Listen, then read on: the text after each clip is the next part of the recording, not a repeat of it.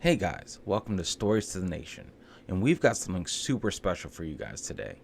A Winnie the Pooh sleep story from therapeutic storyteller Dan Jones.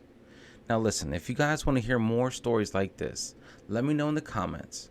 Alright, time to get cozy, close those eyes, and let the story carry you away. Later guys.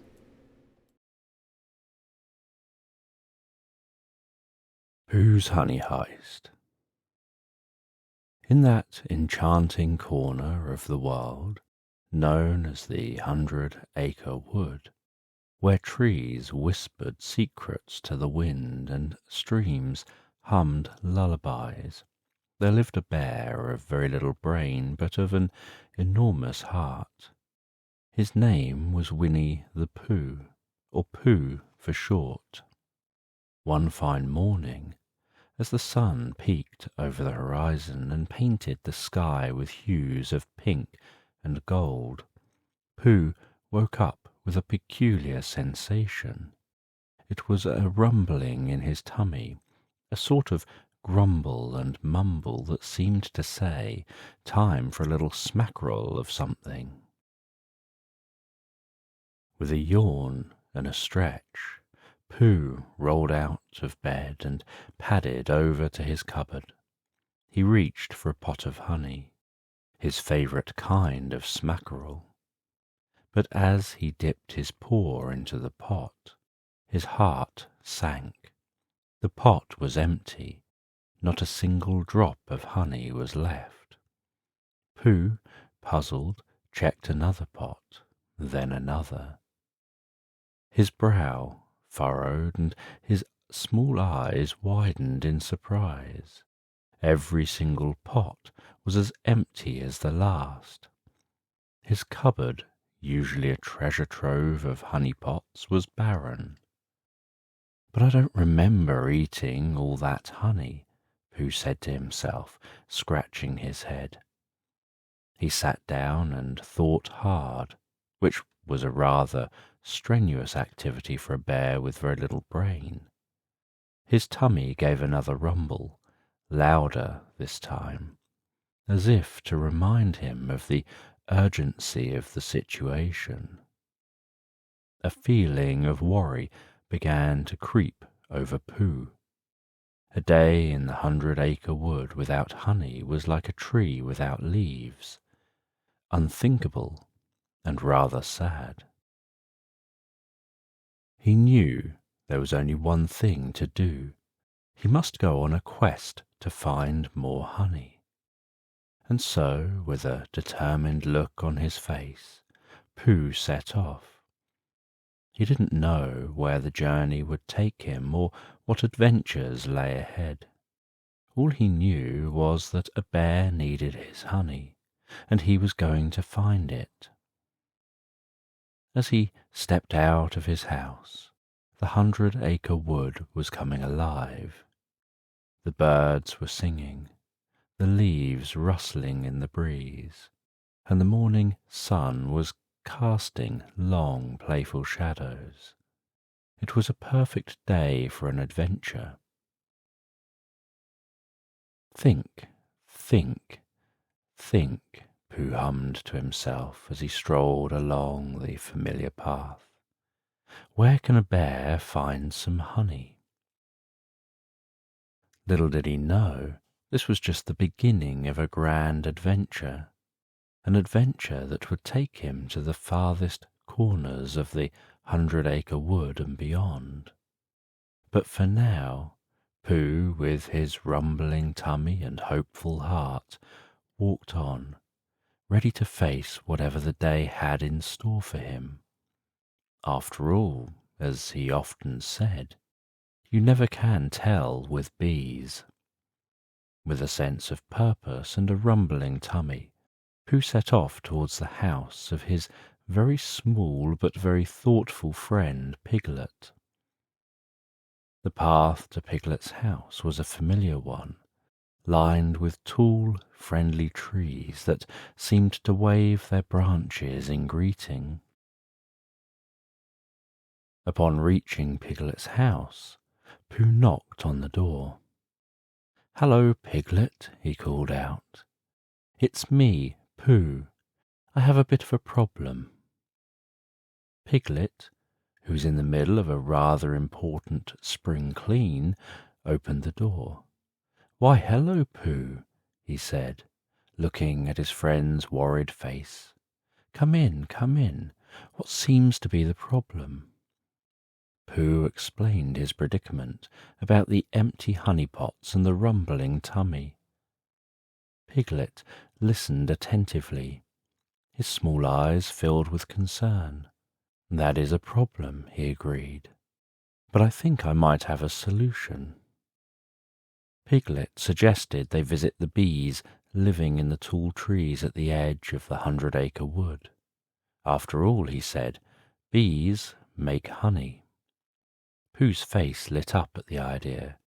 "Oh, Piglet, you are very clever," he exclaimed. "Let's go visit the bees." And so, with Piglet by his side, Pooh set off towards the tall trees. The journey was not an easy one. They had to cross a wide river, which was rather tricky as Pooh was not a very good swimmer. But with a little help from a friendly log that served as a boat, they managed to get across. Next, they had to climb a steep hill. Pooh, being a bear of as little brawn as brain, found the climb quite exhausting. But Piglet, ever the encouraging friend, cheered him on. "You're doing great, Pooh," he said. "We're almost there." Finally, they had to navigate through a dense, thorny bush. The thorns caught at their fur and made them wince. But they pushed on, their minds filled with thoughts of honey. As they emerged from the thorny bush, they saw the tall trees in the distance.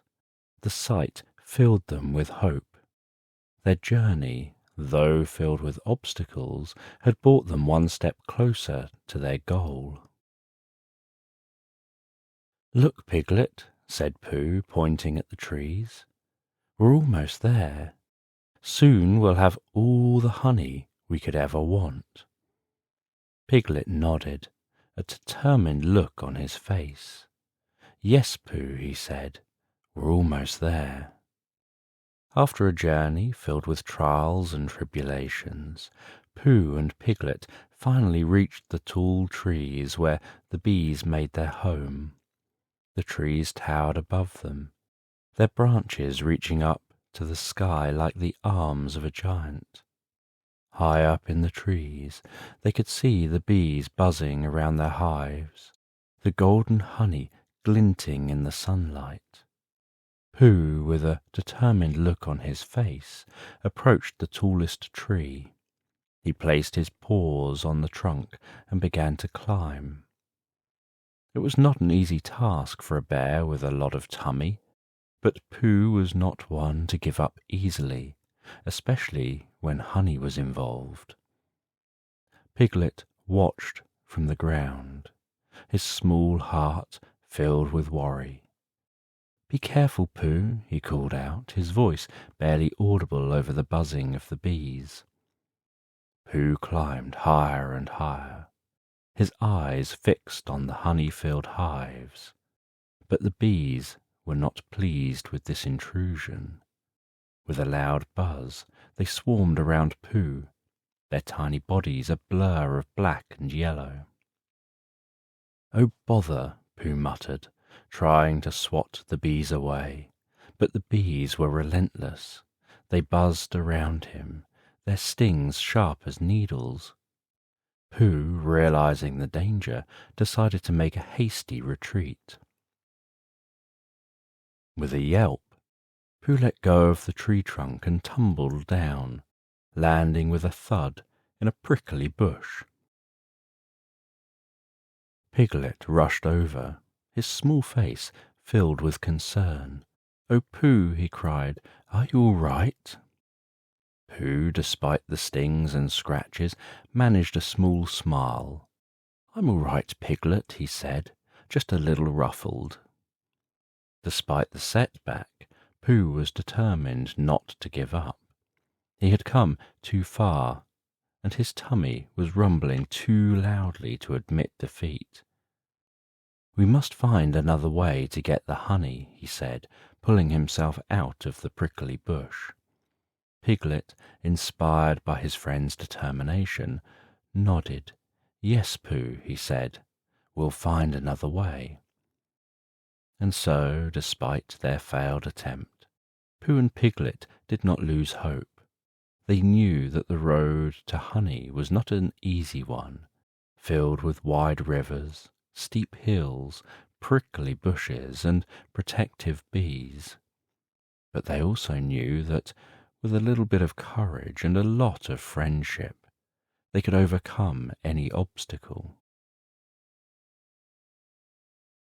As they sat under the tall trees, nursing their scratches and planning their next move, they realized that this was more than just a quest for honey.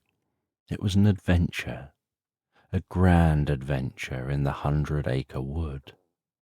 And as long as they had each other, they knew they could face any challenge, no matter how big or small. After all, as Pooh often said, it's so much more friendly with two. With their spirits undeterred by the recent setback, Pooh and Piglet decided that it was time to ask for help. Pooh said a little consideration, a little thought for others, makes all the difference, and so they set off to visit their wise friend, Owl. Owl lived in an old oak tree, in a house filled with books and scrolls. He was the wisest creature in the 100-acre wood, and Pooh and Piglet hoped that he would have a solution to their problem. Upon reaching Owl's house, they explained their predicament. Owl, with his spectacles perched on his beak, listened attentively. After a moment of thought, he suggested, "Why not try to trade something for honey at Rabbit's house? Rabbit always has honey, and he might be willing to trade." Pooh's face lit up at the idea. He remembered he had a red balloon at home, which he thought Rabbit might like. "Oh, Owl, you are a wise bird indeed," he exclaimed. "Come on, Piglet, let's go get that balloon." And so they returned to Pooh's house and retrieved the red balloon. It was a beautiful balloon, bright and shiny, and it bobbed cheerfully as Pooh held it. With the balloon in tow, they set off towards Rabbit's house. Rabbit lived in a cozy burrow under a large tree. He was a good friend and always had a pot of honey or two in his pantry. When Pooh and Piglet arrived at Rabbit's house and presented the red balloon, Rabbit's eyes sparkled with delight. "Oh, what a splendid balloon!" he exclaimed. "I'd be happy to trade it for a pot of honey." And so Pooh and Piglet traded the red balloon for a pot of honey. They thanked Rabbit for his kindness and set off towards home, their hearts filled with joy and their hands holding the precious pot of honey. As they walked back, the sun began to set, painting the sky with hues of orange and pink. The 100-acre wood was bathed in a warm, golden light, and everything seemed to be celebrating their victory. The trees swayed gently, the birds sang sweetly, and the river gurgled happily. Pooh and Piglet, with their pot of honey, walked hand in hand, their faces glowing with happiness. They had faced many challenges, but they had also learned many things. They learned that sometimes you need to ask for help. They learned that a little bit of thought can solve big problems.